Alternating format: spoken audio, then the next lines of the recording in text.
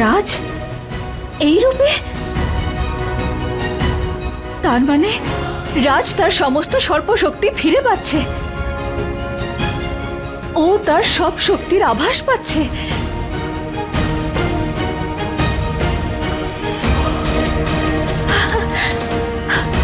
হর হর মহাদেব।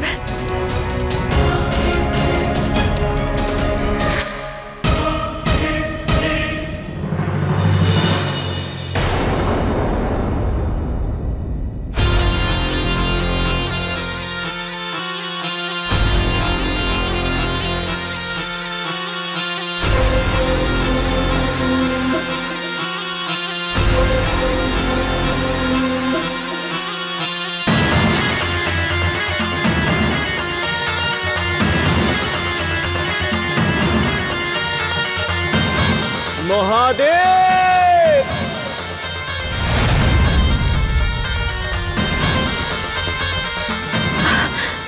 রাজ এখন খুব অস্থির হয়ে আছে, আমার ওকে সবকিছু জানিয়ে দেওয়া উচিত।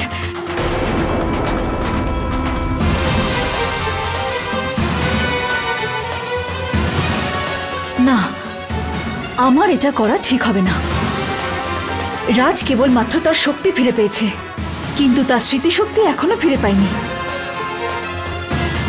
যতক্ষণ না রাজ তার স্মৃতিশক্তি ফিরে পাচ্ছে, ততক্ষণ আমি রাজের সামনে এই রূপে যেতে পারবো না। আপনি আমাকে কেমন দুবিধায় ফেলে দিলেন মহাদেব।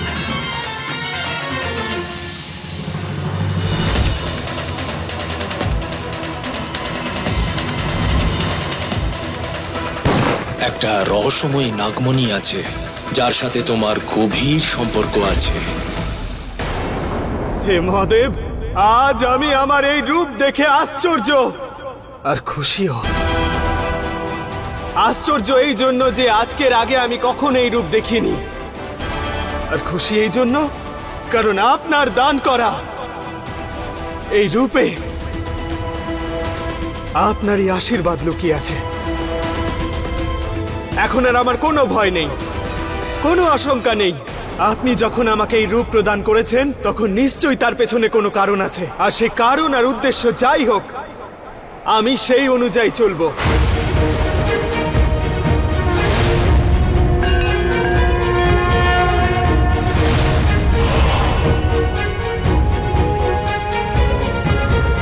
আপনার অস্তিত্বের অংশ হবার জন্য আমি প্রস্তুত মহাদেব।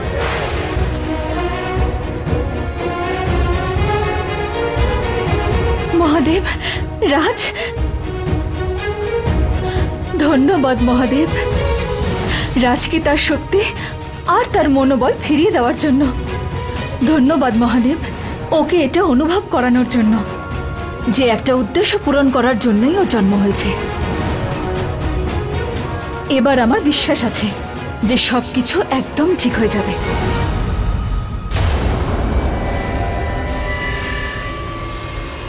কিন্তু জানি না এই সবটা কোন লোক থেকে এসেছে,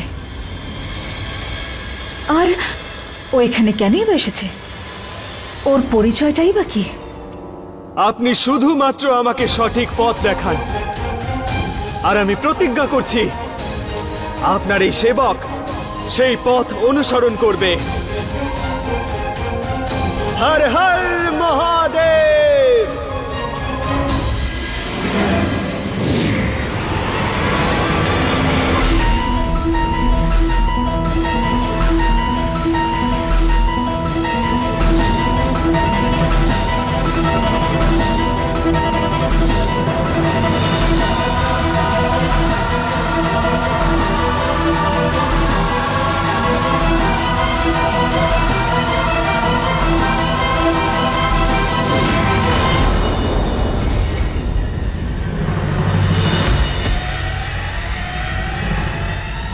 রাজ,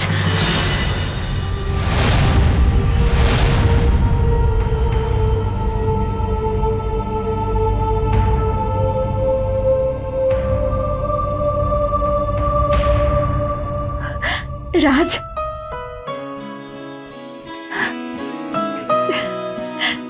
রাজ, ও রাজ, আমি তোমাকে কি করে বলবো যে আজ আমার জন্য কত বড় একটা দিন। হে মহাদেব, আপনার লীলার কোনো তুলনাই হয় না। মহাদেব, আমার বিশ্বাস আছে আপনি রাজকে, আমার নাগার্জুনকে সঠিক রাস্তা দেখাবেন, ওর পথ প্রদর্শন করবেন মহাদেব। আজ আমি খুব খুশি রাজ।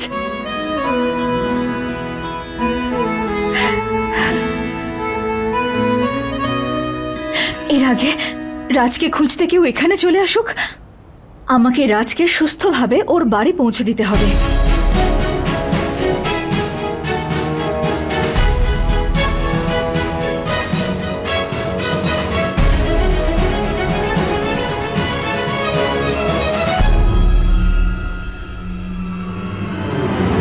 মম, আজ আমার এনগেজমেন্ট, আর ড্যাড এভাবে কি করে চলে গেল? রোহিত, জানি এটা। ওনার কাছে আমার এনগেজমেন্টের থেকে বড় আর কোন কাজ হতে পারে মম? তুই আজকে দিনটাই নিজের মুড খারাপ করিস না, আনন্দই এলো বলে। দিদি, নট অনলি জামাই বাবু, আমাদের প্রিয় ব্রাইডকেও দেখতে পাচ্ছি না। হ্যাঁ, কি? নন্দিনী নেই এখানে?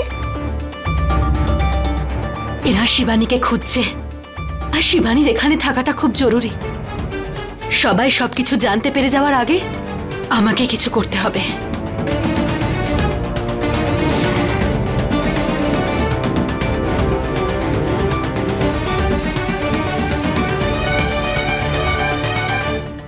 ওই দেখো চলে এসেছে নন্দিনী।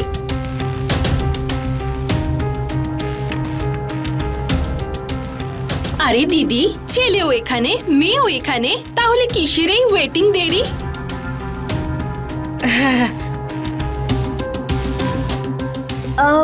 মামি, আন্টি, আনন্দ আঙ্কেলের জন্য অপেক্ষা করি। ফোন করছি আমি আনন্দকে।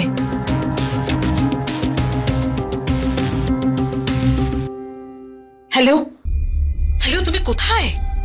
এনগেজমেন্টের অনুষ্ঠান আজকে, সবাই এসে গেছে, এদিকে তুমি নেই এখানে। জানো রোহিত কতটা আপসেট হয়েছে? আমার কথা মন দিয়ে শোনো, এখানে তেজেশ্বর বাবু খুব খারাপ ভাবে আহত হয়েছেন।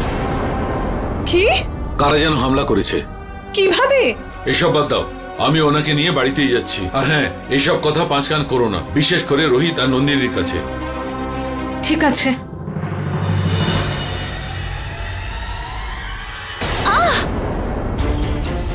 এই আঘাত, এই কষ্ট, সামনে কোনো বিপদ আমার জন্য দাঁড়িয়ে নেই তো?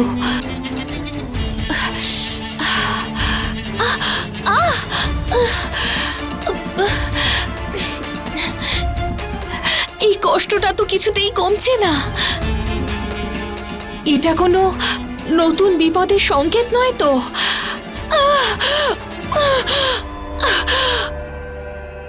কিন্তু সেই বিপদ এটা জানে না যে ওকে রাগিনীর সম্মুখীন হতে হবে।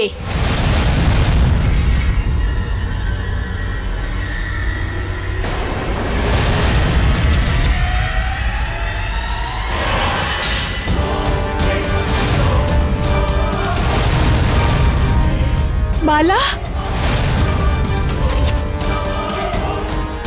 বালা, বালা, কি হয়েছে তোমার? বালা, চোখ খোলো বালা, চুপ করে থেকো না, কিছু বলো বালা। তুমি আমার উপর রাগ করো, আমাকে বকো, কিন্তু কিছু বলো বালা। বালা, বালা, বালা, নিজে চোখ খোলো, ওঠো বালা, বালা, বালা, বালা,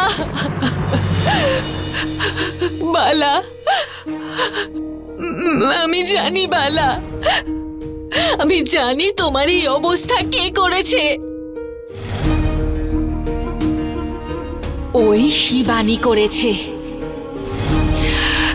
কারণ ওই একমাত্র যে আমার খুশি দু চোখে দেখতে পারে না।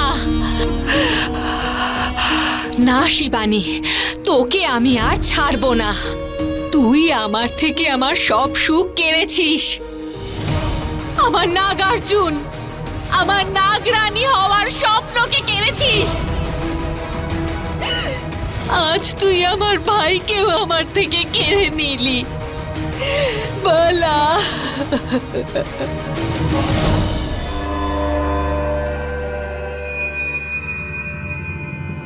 অনেক হয়েছে। তোর দুর্ভাগ্যের সময় শুরু হয়ে গেছে শিবানী। এবার কাঁদবার, যন্ত্রণা পাওয়ার, নিজের সবকিছু হারিয়ে ফেলবার সময় হয়ে গেছে শিবানী। আমার ভাইয়ের মৃত্যুর জন্য তোকে শাস্তি পেতেই হবে শিবানী, পেতেই হবে।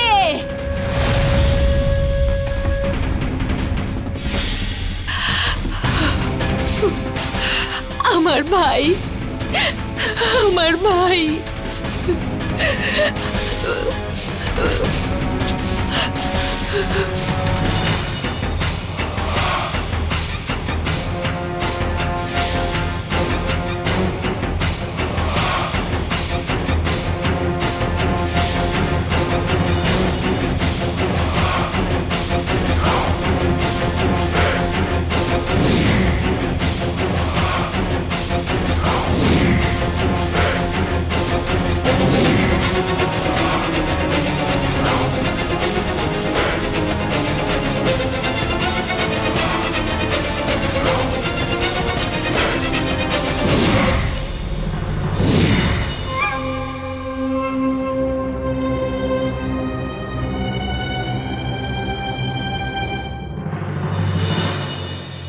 আমার শরীরের এই আঘাতগুলো সেরে গেছে শিবানী, কিন্তু আমার মনের ভেতর যে প্রতিশোধের আগুন জ্বলছে সেটা এখন আরো বেড়ে গেছে।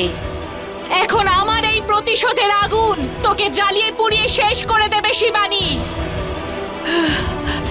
এবারে তুই কি করে বাঁচবি? কি করে বাঁচবি তুই?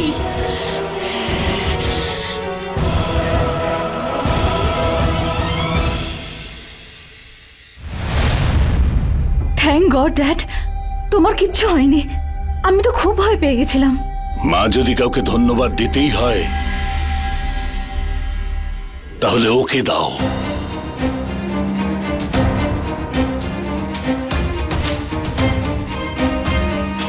ও যদি না থাকতো তাহলে জানি না কি হতো।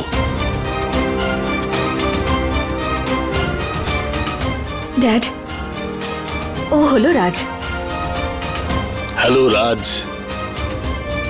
তেজেশ্বর বাবু, আপনার সঙ্গে এইসব যা কিছু হয়েছে তার জন্য আমি খুব লজ্জিত। এইসব তো ওই নাগ নাগিনীর কাহিনী গল্পেই পাওয়া যায়, কিন্তু আমাদের এই ফুলপুরের লোকেরা এইসব কাহিনীকে খুব বিশ্বাস করে। আর আপনার কাছে আর কি গোপন করব, আসলে ঘটনা হচ্ছে যে একজন ইচ্ছাধারী নাগিন আর তার কিছু সাথী কিছুদিন ধরে আমাদের পরিবারের পেছনেও লাগতে শুরু করেছে।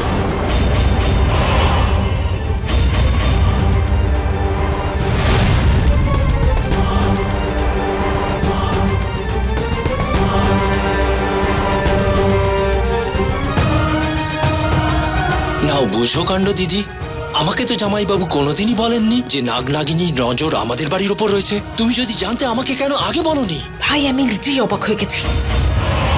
হোয়াট? দেখুন ঠাকুর সাহেব, আমি অনেক বছর ধরে লন্ডনে আছি ঠিকই, কিন্তু আমার জন্মটা এখানে। আমিও অনেক পুরাণ আর অনেক কাহিনী শুনেছি, আর সবকিছুতেই বলা আছে এই যে ইচ্ছাধারী নাগ আর নাগিন যদি কারোর উপর প্রতিশোধ নিতে চায়, শুধু তাকেই নয় তার পুরো পরিবারকে শেষ করে দেয়।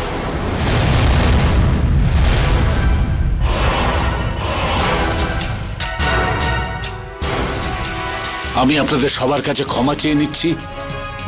এই সমস্ত কিছু জানার পরে আমি আমার মেয়ের বিয়ে এইরকম পরিবারে দিয়ে ওকে বিপদের মধ্যে ফেলতে পারি না। এ বিয়ে কিছুতেই হবে না।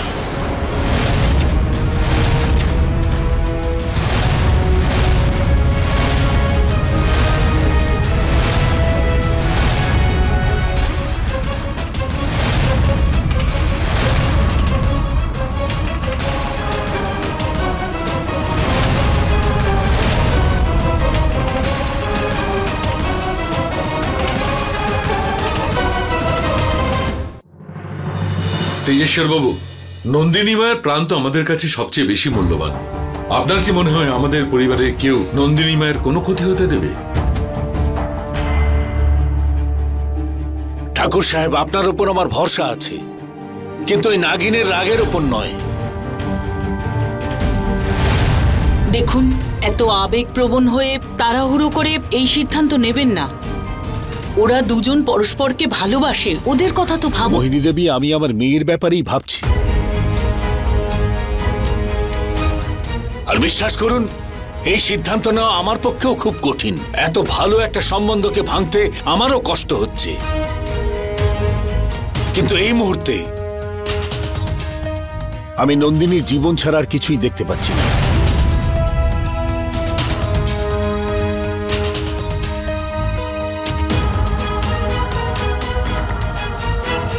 তেজেশ্বর এটা ঠিক কাজ করলো না।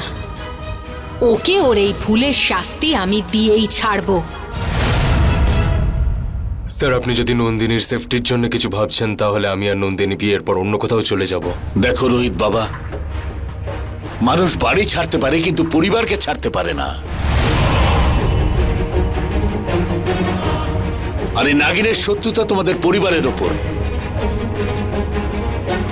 আমাকে ক্ষমা করে দাও বাবা।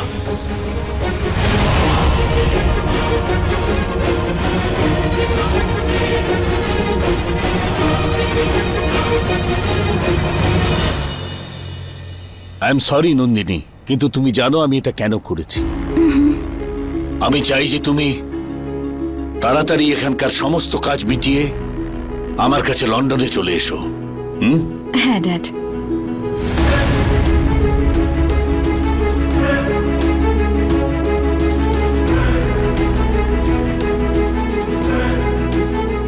I am sorry.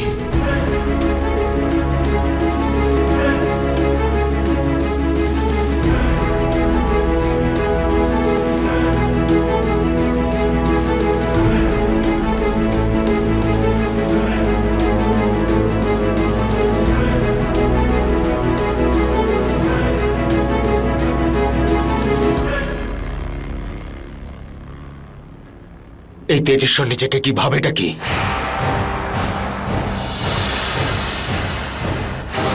এই নাগ নাগিন বদলা প্রতিশোধ, এটা আবার কোন নতুন ঝামেলা?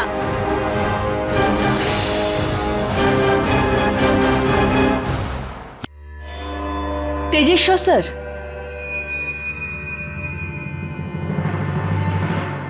আপনি আমার জন্য যা করেছেন তার জন্য অসংখ্য ধন্যবাদ। আমি আপনার ঋণ কখনো শোধ করতে পারবো না।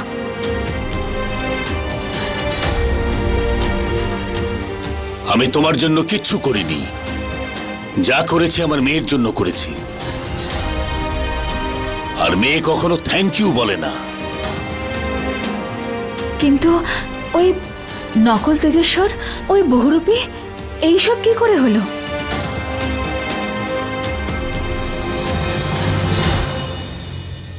নন্দিনী, তোমার মনে আছে তুমি প্রথমবার যখন আমার কাছে এসেছিলে আর আমি তোমাকে সাহায্য করবার কথা দিয়েছিলাম? ওই রাত্রেই একটা সাপ আমার উপর আক্রমণ করেছিল আর আমাকে কোথাও বন্দি করে রেখেছিল। সেই আমার রূপ নিয়ে এইসব করেছে। কিন্তু আপনি কি ওর আসল চেহারা দেখেছিলেন? না, কারণ যখনই আমার সামনে এসেছে আমার রূপেই এসেছে। আমি ওর আসল রূপটা দেখতে পাইনি। স্যার, বড় মালিক আপনাকে এয়ারপোর্টে ছেড়ে আসার জন্য বলেছেন, চলুন। রাজ, ভালো হয়েছে তুমি এসেছো। পার্সোনালি তোমাকে আমি থ্যাংক ইউ বলতে চাইছিলাম। আরে স্যার, আপনি এসব বলে আমাকে লজ্জিত করছেন। আমি তো শুধু আমার কর্তব্য পালন করেছি। নন্দিনী, তুমি এই ছেলেটার যত প্রশংসা করেছিলে না, অনেক কম বলেছিলে। এই ছেলেটা সত্যি একটা হীরের টুকরো।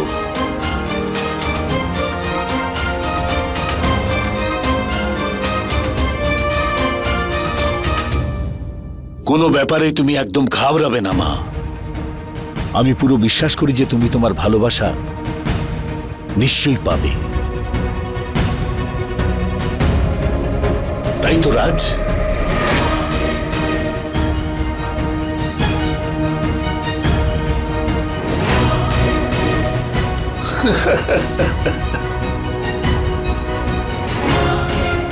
আচ্ছা আমি আসছি।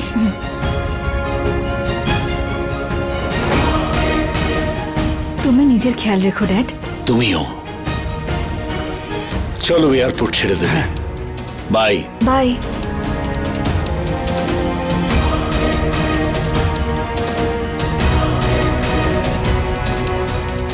হর হর মহাদেব।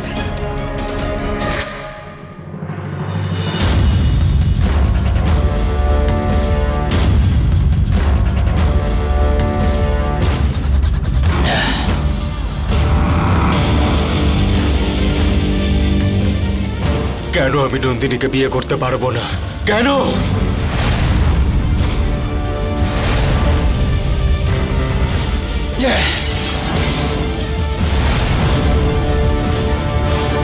আমি সবাইকে কিভাবে বোঝাবো যে নন্দিনী শুধুমাত্র আমার?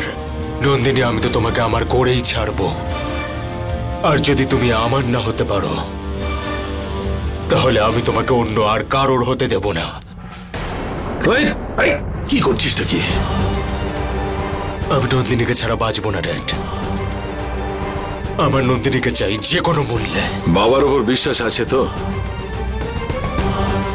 আমি তোকে কথা দিচ্ছি, নন্দিনী তোরই হবে। Trust me.